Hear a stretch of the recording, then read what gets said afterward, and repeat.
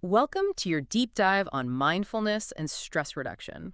I know you are hoping to find some practical ways to manage stress and really understand the science behind mindfulness. Absolutely. We've got some great material to go over. We do. Excerpts from two articles, one called How to Manage Stress with Mindfulness and Meditation from mindful.org, Okay. and the other called Mindfulness Meditation, a research-proven way to reduce stress from the American Psychological Association. Great sources. So our mission is to really equip you with some strategies to actually try out yourself. Yes. And also give you a deeper understanding of how this all actually works. The connection between stress and mindfulness. First things first. Okay. Stress. Yeah, We all know what it feels like, yeah. but let's break it down. Sure. How does it actually work? Well, the National Institute of Mental Health defines stress as essentially your brain and body's reaction to any demand. Okay. It's that fight or flight response that we've heard of, Right. which is designed to keep us safe. So that means that stress can actually be a good thing. Exactly. Short bursts of stress can actually help us focus and perform under pressure. Uh-huh. The problem is when it becomes chronic, always there in the background. Okay. And that's when it starts to affect our health and well-being. So that's when we need to do something. Yes. How does mindfulness come in? Well, Does it just help us avoid stressful situations? actually, it's a bit of a misconception that mindfulness is about avoiding stress. Okay. It's not about avoiding stress, but about changing how we respond to it. I see. Mindful.org cites some Australian research showing that present moment awareness, which is a key part of mindfulness, Okay. actually helps build resilience. Interesting. And resilience is really about Uh-huh. how much you believe you can handle the situation, Right. staying true to your values even under pressure, and not getting caught in trying to avoid stressful feelings altogether. So it's more about facing it head on, but in a mindful way. Exactly. Okay. I like that. Mindful.org also mentions these 4 ways to calm the mind. Okay. So let's talk about those. Yeah, let's dive in. One is breathing exercises. Yes. Now, if I'm feeling stressed, forcing myself to breathe deeply just seems so counterintuitive. I understand. It's- It might seem that way, but consciously changing your breathing can actually trigger what's called the relaxation response, Okay. and particularly extending your exhales. Uh-huh. It's kind of like flipping a switch from your sympathetic nervous system, which is all about fight or flight, Okay. to the parasympathetic system, which is all about calming down. So I'm hacking my nervous system using my breath. Exactly. You got it. I will definitely be trying that later. Good. Let's talk about some of these other ways to calm the mind. Sure. Self-compassion. Yes. I've heard that term before. Yeah, To be honest, it always sounded a little fluffy to me. I can see that. But how can self-compassion actually help with stress? It's really about treating yourself with the same kindness that you would offer a friend. We tend to be our own worst critics. Right. Self-compassion is about noticing those critical thoughts without judgment Okay. and reminding yourself that everyone makes mistakes. So it's more about shifting my mindset Right. than anything else. Yeah, you're acknowledging your emotions without letting them control you. I see. It's a more sustainable approach Yeah. than trying to force those stressful feelings away. That makes sense. Good. Especially, I think, in those moments when you're just spiraling with all these negative thoughts. Absolutely. And speaking of nurturing genuine connection with others is also a key way to calm the mind. That makes sense. We're social creatures. We are. But it does feel like in today's world, genuine connection is becoming more and more difficult. It is, and that's why it's even more important to be intentional about it. Okay. Setting aside dedicated time for loved ones. Huh. Putting those phones away and really listening to each other can do wonders for our well-being. So it's not about the quantity of time, but the quality of connection. You get Got it. good. What about compassion for others? Yes. How can that help calm my mind? It's interesting because it seems a little counterintuitive. It does. When we're stressed, our instinct is to focus on our own problems. Right. But shifting your focus outwards, even for a moment, Okay. can actually reduce your own stress. Interesting. Helping someone else can provide perspective and remind you of what truly matters. You know, that reminds me of this one time when I was having just a terrible day. Yeah. And then a friend called needing help with something, Mm-hmm. and just focusing on supporting them completely shifted my mood. That's a perfect example. Yeah. Sometimes the best way to calm your own mind is to help someone else calm theirs. I love that. Good. Okay, so we've talked about these ways to calm the mind, but what about the physical effects of stress? Well, this is where it gets really interesting. Okay. The CDC and the 2019 Stress in America survey found that stress is becoming a major health concern. Wow. It's linked to everything from heart disease to obesity. So stress isn't just an emotional issue. No, It's a physical one too. absolutely. When you're stressed, your body releases a flood of hormones, including cortisol. Right. Over time, high levels of cortisol could really wreak havoc on your system, Wow. leading to inflammation, weakened immunity, and even changes in brain structure. I never realized how deeply it could affect our bodies. It's powerful. It is. Yeah. Mindful.org talks about this vicious cycle of stress and unhealthy habits. Yeah. Stress leads to poor sleep, which leads to, bad food choices, which leads to more stress. It's a downward spiral that a lot of us get caught in. Absolutely. And at the root of it all is inflammation, Okay. which is the common thread in so many chronic diseases. So how do we break free from this cycle? Well, that's where mindfulness comes back in. Uh-huh. Mindfulness helps us become more aware of our stress response, and it gives us the tools to regulate it. Okay. One technique that mindful.org highlights is intentional breathing. Intentional breathing. Yes. So that sounds like more than just taking a few deep breaths. It is. It's about bringing your full attention to the breath, noticing the sensations without judgment, and observing how your body responds. I'm intrigued. Want to try it? Sure, I'm game. Great. Let's find a comfortable position. Close your eyes and just notice your natural breath. Don't try to change it, just observe. Okay, I'm doing that. Now, place one hand on your chest and the other on your belly. Okay. Feel the rise and fall of your breath as you inhale and exhale. Oh, wow. It's amazing how I take breathing for granted. Yeah, But I can feel my chest expanding and my belly rising and falling. good. It's actually quite relaxing. Now try to direct your breath into your chest, feeling the sensations beneath your hand. Okay, feeling that it's a subtle difference, Uh-huh. but I can definitely feel it. Next, shift your focus to your lower lungs, breathing into the space beneath your hand on your belly. Okay, Notice the difference in how your body moves with each breath. noticing that. Now try taking half breaths. Okay. Inhale into your chest, Uh-huh. pause, and then inhale the rest of the way into your belly as you exhale.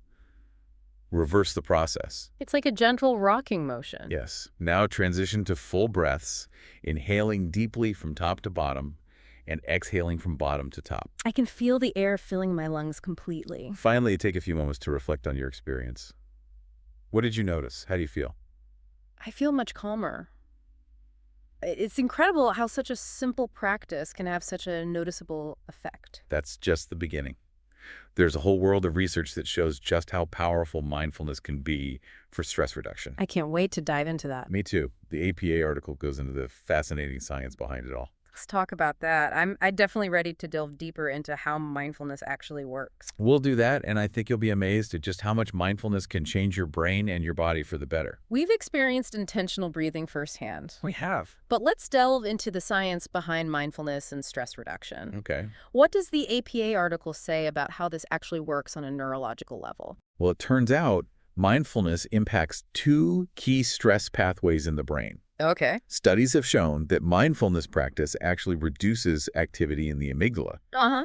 which is the part of our brain that is responsible for that, triggering the stress response. So it's like mindfulness is actually calming down the part of my brain Right. that freaks out when I'm stressed. You got it. And at the same time, mindfulness increases activity in the prefrontal cortex, Okay. which is the area of the brain responsible for things like planning, decision-making, and emotional regulation. So it's a double whammy. It is. Mindfulness is calming down the reactive part of my brain Uh-huh. and strengthening the part that helps me stay level-headed. Exactly. I like it. Good. Now, mindful.org outlines 9 key ways mindfulness reduces stress. Okay. And one that stands out to me is becoming aware of your thoughts without taking them literally. Yeah. So instead of getting swept away by every thought that clocks into my head, Right. mindfulness helps me to step back Uh-huh. and observe them. Exactly. Our thoughts are not always facts. Okay. They can be influenced by, our emotions, past experiences, all sorts of things. Right. Mindfulness helps you create space between yourself and your thoughts so you can choose which ones to engage with Mm-hmm. and which ones to let go of. Yeah. I know when I'm stressed, my thoughts tend to spiral. They do. It would be helpful to have a way to just interrupt that cycle. And that's another key benefit of mindfulness, We're okay. pausing before reacting. Okay. It's about interrupting that automatic response that can lead to unhelpful behaviors. So it's like pressing pause. Yes. Before I say or do something I'll regret. You got it. Mindful.org calls this engaging the wise mind. They do. Is that what they mean? Exactly. It's about accessing that part of yourself that can see the bigger picture Okay. and make decisions from a place of both logic and compassion. So it's not about suppressing my emotions. Right. It's about responding to them in a more skillful way. Exactly. Got it. And remember the being mode we talked about earlier? Uh-huh. Mindfulness helps activate that being mode, Yeah. which is all about relaxation, acceptance, and connection. As opposed to the doing mode, which I think most of us are in most of the time. Right. And think about how often we ignore our body's signals when we're in that doing mode. Yeah. Mindfulness helps us tune in to those signals, Okay. whether it's needing rest food or movement. So it's about becoming more aware of what our bodies are trying to tell us. Exact. Now, mindful.org also talks about this technique called the stress breath, Yes. developed by Andres Gonzalez. Yes. What's that all about? So the stress breath is a 3-part breathing exercise Okay. designed to quickly calm the nervous system, Uh-huh. and you can use it anywhere, anytime. Okay. It involves audible exhalations, audible inhalations, and holding your breath while you lock your chin. Audible breathing Yes. seems counterintuitive to relaxation. It might seem strange, It does. but there's a reason for it. Okay. Making your breath audible actually stimulates the vagus nerve, Mm. which plays a major role in regulating our stress response. I've heard of the vagus nerve, Yeah. but remind me, what does that do? It's like a superhighway connecting your brain to your body, Oh, specifically your organs that are involved in relaxation. interesting. Stimulating the vagus nerve activates your parasympathetic nervous system, Okay. which is that rest and digest state that we want to tap into when we're stressed. So by making my breath audible, Uh-huh. I'm sending a signal to my body to chill out. Precisely. I like it. Good. So the first part of this stress breath is called fog the mirror. Fog the mirror. Yes. You exhale audibly, Yeah. making a ha sound, Okay. like you're fogging up a mirror. I can picture that. Good. What's next? What's next? You make the inhalation audible too. Okay. So you start with the same ha sound, Uh-huh. but after 2 seconds, close your mouth and continue inhaling through your nose. Okay. So you should feel the sound coming from the back of your throat. So I'm channeling my inner Darth Vader. You got it. Okay, and the final part. Involves holding your breath and locking your chin. Okay. So after you inhale, Uh-huh. you hold your breath, lower your chin to your chest and count to 5, Yeah. then lift your head as you exhale. Got it. So it's exhale, inhale, hold, repeat. Sounds easy enough. Let's try it together. Okay. Ready? I'm ready. Inhale deeply, using the fog, the mirror technique, feeling that vibration at the back of your throat. Okay. Hold your breath from your chin to your chest and count back from 5. Okay. Exhale audibly through your nose as you lift your head. That's 1 cycle. We'll do 12 in total. I'm feeling it. This is surprisingly powerful. It is, and the best part is you can do this anywhere, anytime. Wow. Gonzalez even suggests using everyday objects as cues to practice. Like what? Your car keys, for example. Okay. Every time you grab your keys, you could do 12 stress breaths. Just a mini meditation ritual to help transition between work and home. Oh, I love that idea. Good. So simple, yet so effective. Now, while we're talking about routines, Okay. mindful.org also brings up the problem of stress-induced insomnia. Yeah, Difficulty sleeping is a huge issue for a lot of people. absolutely. I've definitely experienced that. When my mind is racing, it just feels impossible to fall asleep. I hear you. What do they recommend? What do they recommend? They suggest a few different strategies, like mindfulness meditation before bed. Okay. There are some great guided meditations specifically for sleep Huh? that can help calm the mind and prepare you for rest. I've tried those before, and they definitely help. Good. What about other strategies? All the other strategies. They also talk about deep breathing exercises, Okay. like diaphragmatic breathing and the 4-7-8 technique.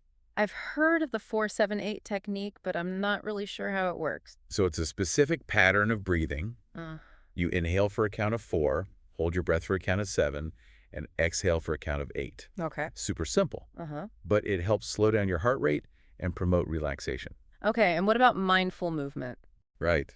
Gentle yoga poses focusing on stretching and relaxation can be really helpful for releasing tension and winding down before bed. I love doing some light stretching before bed. Good. It definitely helps me relax. Yeah. And finally, listening to calming music can also be incredibly effective for sleep. It can. Studies have shown that music can actually be more effective than progressive muscle relaxation for easing anxiety and insomnia. That's fascinating. It is. I often listen to nature sounds or ambient music before bed. That's great.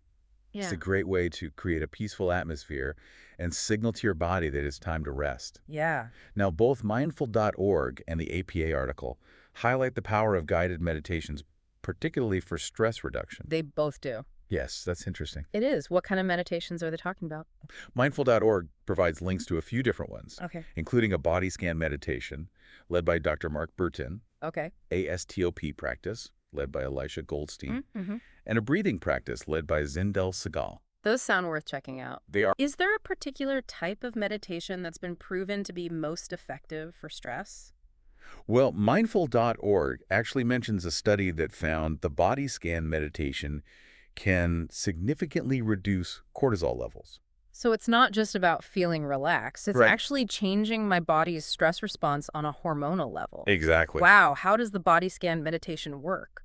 So it involves systematically bringing your attention to different parts of your body, starting with your toes Okay. and moving all the way up to the top of your head. Uh, You simply notice any sensations you feel without judgment. okay. It's a great way to cultivate mindfulness and release tension throughout your body. That sounds like something I could easily incorporate into my daily routine. It is, and it's a powerful example of how even a few minutes of mindfulness practice can have a real impact on your well-being. I'm starting to see how mindfulness isn't just some woo-woo concept, but a scientifically backed approach Right. to managing stress and improving my overall health. It is, and the best part is it's accessible to everyone.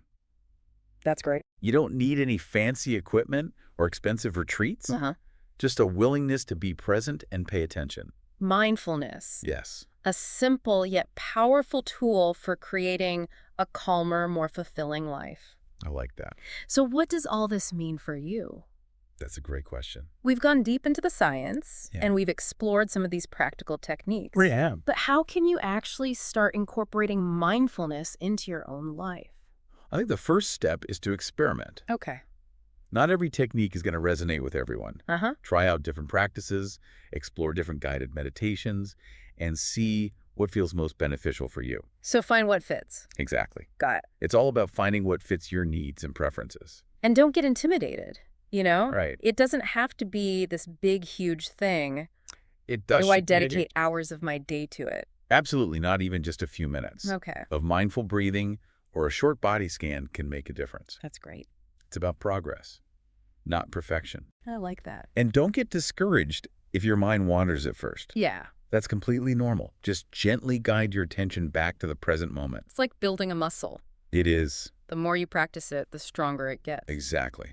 And if you're looking for extra support, there are tons of resources available. Oh, good. Classes, workshops, online communities, even apps. Wow. You don't have to go it alone. So as we wrap up this deep dive, Yes. what's one key takeaway you'd like to leave our listener with? I'd say remember that mindfulness is a journey, not a destination. Ooh. There's always more to learn and explore.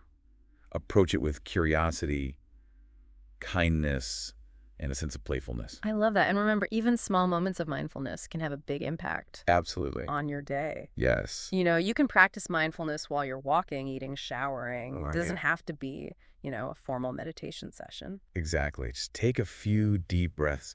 Notice the sensations of your body. Appreciate the simple things around you. Yeah. That's mindfulness in action. You have the power to create a calmer, more peaceful life starting right now. Yes, you do. We believe in you. We do. So as you go about your day, remember to breathe, to be present, and to be kind to yourself. And if you ever feel overwhelmed, come back to these simple mindfulness techniques. Yes. They're always there for you.